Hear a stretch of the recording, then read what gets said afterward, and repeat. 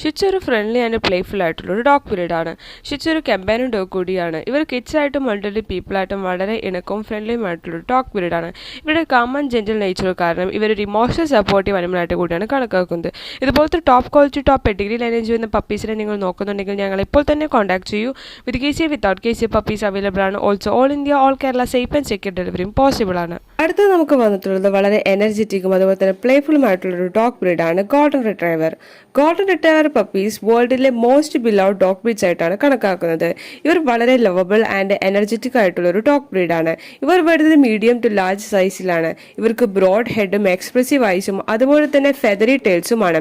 ഇവരെ കൂടുതൽ എല്ലാവരും ഇഷ്ടപ്പെടാൻ കാരണം ഇവരുടെ സ്മൈലിംഗ് ഫേസും അതുപോലെ തന്നെ ജെന്റിൽ എക്സ്പ്രഷൻ കാരണമാണ്.